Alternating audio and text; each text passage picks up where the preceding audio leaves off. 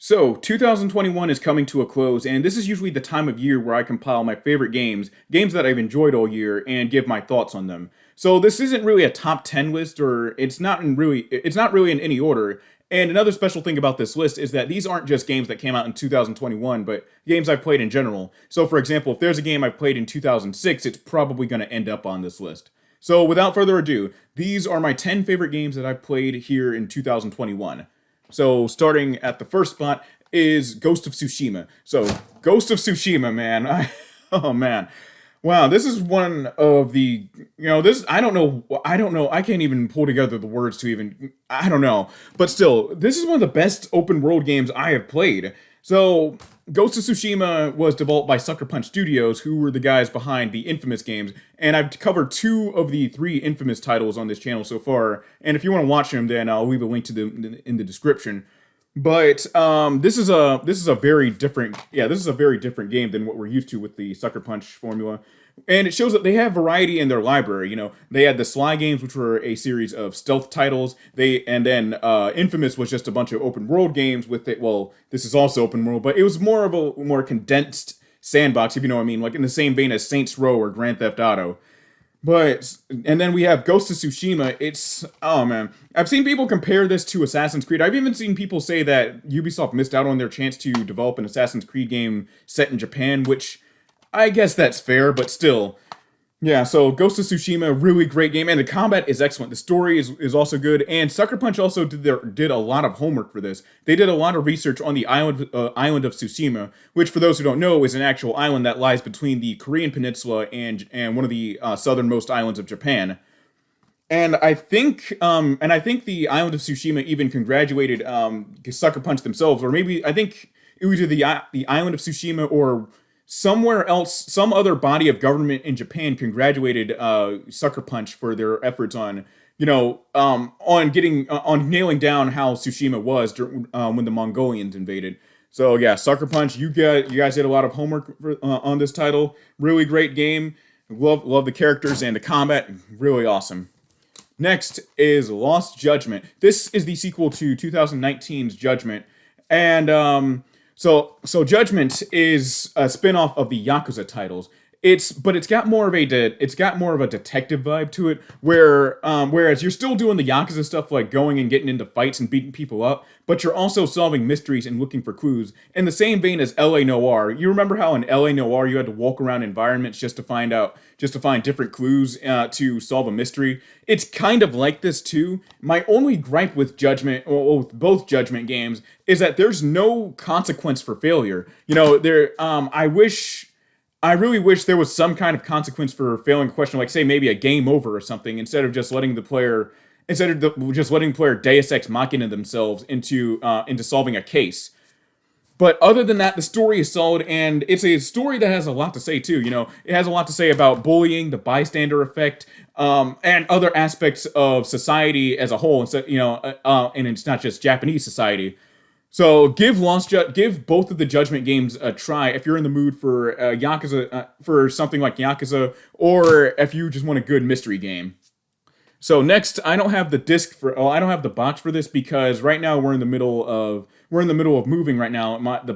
All my other game boxes are in storage, which is why where I'm in a completely different room, but still. Anyways, this is Need for Speed Heat. So Need for Speed Heat is one of my, it's a Need for Speed game that I really enjoyed. I kind of enjoyed 2015 Need for Speed reboots or whatever you want to call it. I don't know why I never really saw the point of them trying to reboot Need for Speed. I don't know why they felt the need to do that, even though Rivals came out not even a few years before, or was it? No, yeah, it came out like at least a couple years before reboots. But anyways, Need for Speed Heat takes place in this parody of Miami, and it's about the the story. The story is obviously lackluster. It's a Need for Speed game. Nobody really plays for story. I don't know anyone that does, but but yeah, it's about these corrupt cops that are going after racers and stripping them of their parts, and either killing them or telling them to leave this, or blackmailing them into leaving the city. And at first I was actually drawn in, but then the story just got nonsensical, and I just drowned it. I just stopped caring as a whole. Like I'd be scrolling through Twitter while the cutscenes are going on. So, but the racing is what I want to talk about. The racing is really good. You know, I'm loving all the track layouts. I'm loving the design of this. What was it called? Palm City. Yeah, I'm loving the design of Palm City. But I really wish Palm City the Palm City proper was bigger because there's only a slice of of a city proper, and then the rest of the area is just off road wooded dirt areas. And some parts and some races you can't even race in because you need the right parts or the right car to even drive off road or on road. So, for example, if you have a car that has wheels that are good on tarmac, you're gonna have a tough time. You're gonna have a tough time driving off road. So yeah, give Need for Speed Heat a try. This is a really good Need for Speed game. Yeah, they knocked it out of the park with this one. I still think Hot Pursuit 2010 is a better game, but that's my opinion. Up next, Spider-Man Miles Morales. Yeah, and this is the 2020 follow up to 2018 Spider-Man. So, let me set up. But yeah, so Miles Morales follows the story of the name's pretty self-explanatory. It follows the story of Miles Morales, who I think he also gets bit by the spider as well. I mean, by the little radioactive spider, and he gets all of Spider-Man's powers. And in this game, it takes place during like late December. I want to say it takes place during and after Christmas, and Spider-Man is going away on a big vacation with Mary Jane. So he pretty much leaves Miles like with the keys to the city. He's responsible for taking care of the criminals. Anything that comes by his way, he has to take care of. So yeah, Miles Morales. The story in this is great. I'm loving, and the combat is good. They even there's even a lot of new gameplay features as well. And it's a great expansion. I'm looking forward to more of Insomniac's Marvel work. I know Insomniac is getting to work on a Wolverine game. I'm excited. I'm very excited to see that, especially when my brother and I, many years back, we rented from Blockbuster we rented a copy of the X-Men Origins Wolverine game, which we did. 11-year-old me, 11-year-old me did not expect to see any of that. We did not expect to see Wolverine taking a dude, like shoving his claws into a dude, and then like thrusting him into the blades of a helicopter like this, and then throwing him off all the way like that. Both of us did not expect the game to be that bloody. And because on the way home, we were wondering why the game was rated M or something, and then, well, we got our answer.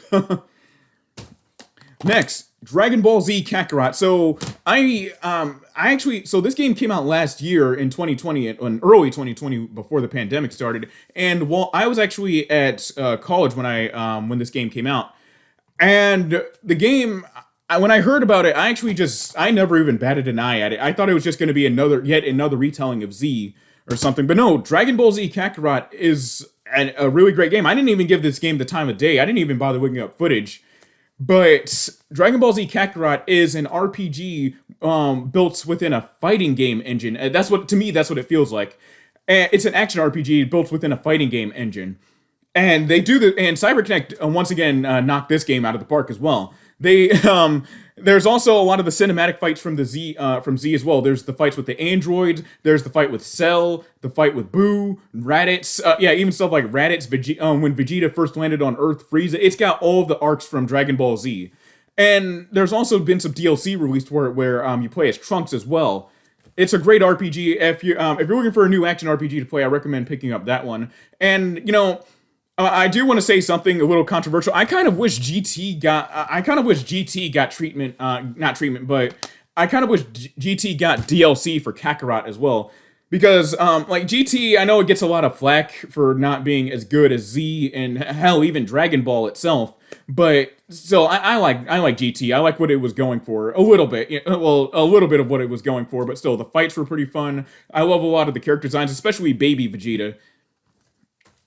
Okay, up next, Call of Duty Black Ops Cold War. It's been years since I actually went out and bought a Call of Duty game. So this Black Friday, I went out and bought Black Ops Cold War after trying out the beta of it last year when I was visiting family over in Portland, Oregon.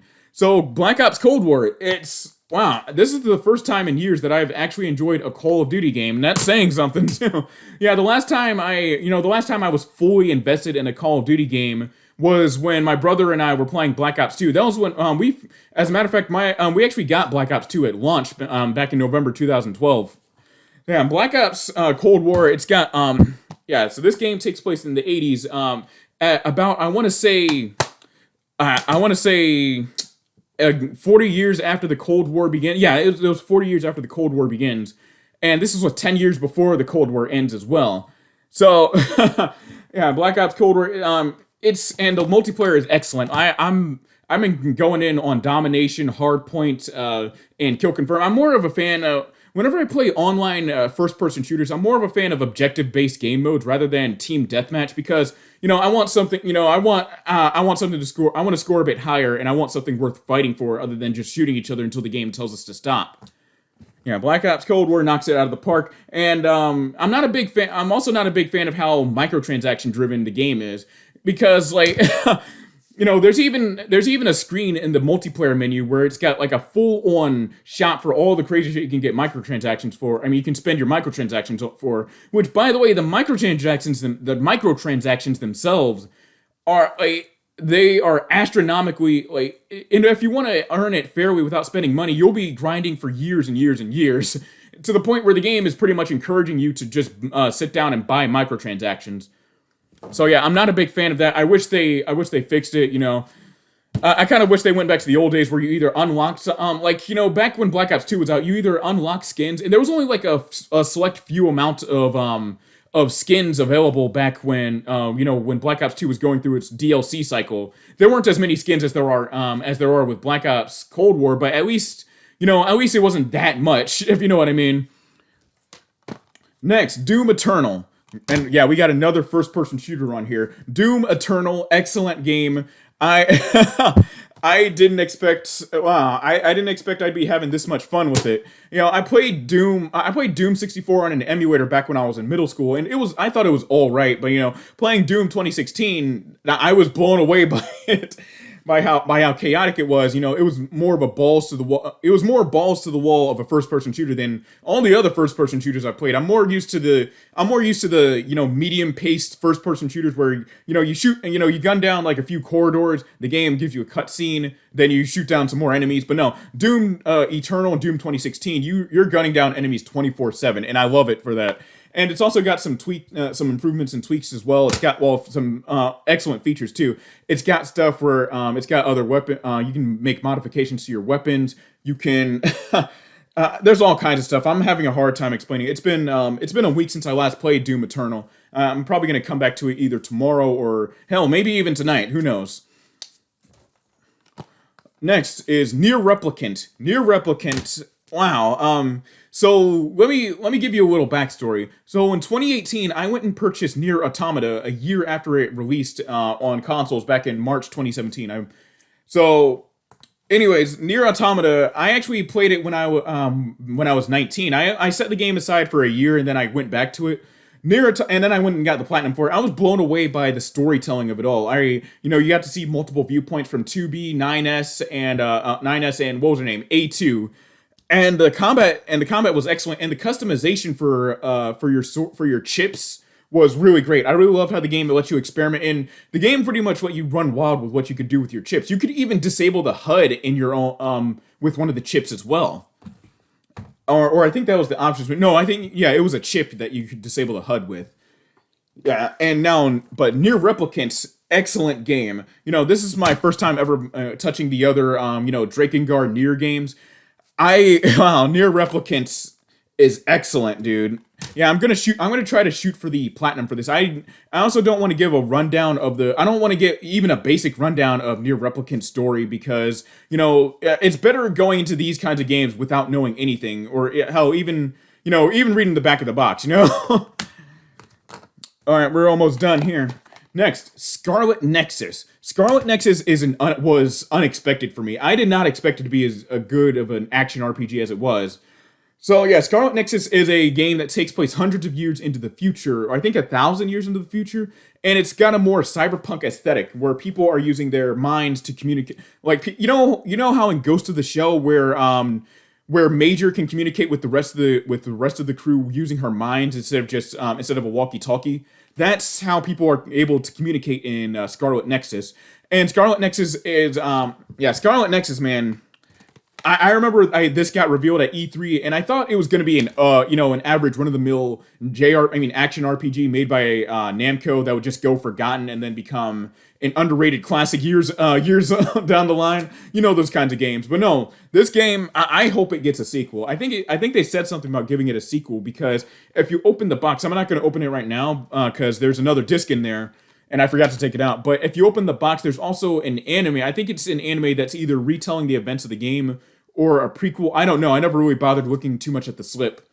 But yeah, Scarlet Nexus, really excellent game. I also love this cover too. There was a big debate over whether the American or the Japanese cover was better. I think this cover is better because the Japanese one, it looks a bit too cliche. Like, it looks like kind of a Marvel movie where they just plastered all of the main players in front of the screen without any context. It's just too much going on there. So yeah, I think the American box art is way better.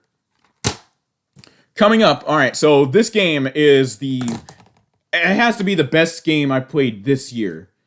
So my favorite game that I played in 2021, Yakuza 5. So Yakuza 5, man. So Yakuza 5 had a lot of trouble here in America.